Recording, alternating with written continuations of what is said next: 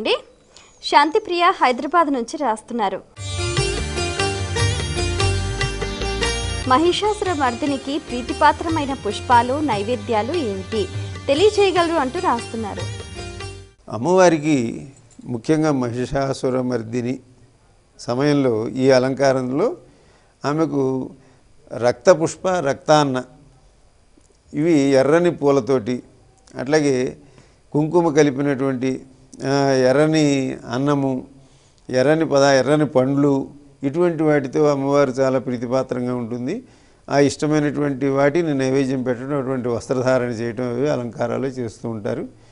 ఆమె నల్లని రూపంలో ఉండటం, కాళికగా నాలిక బయట పెట్టడం, ఇట్లా అనేకమైన అష్టభుజిగా ఉండటం, ఈ భయంకరమైన రూపాలు మనం చేసేవి దేవీ భాగవత వర్ణన ప్రకారం కాకుండా ఒక్కొక్క దేవాలయంలో ఒక్కొక్క పద్ధతిలో కొంచెం అటు ఇటుగా చేస్తూ ఉంటారు. మొత్తం మీద ఆ రోజు అమ్మవారికి ప్రీతిపాత్రమైనటువంటి మాత్రం ఈ రక్త పుష్పములు, అంటే ఎర్రని ఆహార పదార్థాలు, ఎర్రని పూలు పండ్లు, వీటికి ఆ రోజు అమ్మవారికి నైవేద్యం పెడతారు. అయితే కొన్ని దేవాలయాల్లో కూడా మహానవమి సందర్భంగా పూర్ణాహుతి అలాగే పులిహోర లాంటివి కూడా ఎక్కువగా పెడుతుంటారు. అది తప్పకుండా అవసరం. మహానవమితో ఈ నవరాత్రోత్సవాలు ముగుస్తాయి. మరునాడు అమ్మవారు రాజరాజేశ్వరిగా కనిపిస్తుంది.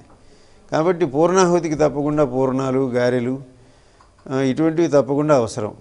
కాబట్టి ఆమెకు ఆ రోజున ఈ పదార్థాలను కూడా నైవేద్యంలో ఇవి పెట్టడం అనేది, పూర్ణాహుతి చిహ్నంగా వాటిని పెట్టడం కూడా అవసరం, తప్పకుండా పెట్టాలి. మరి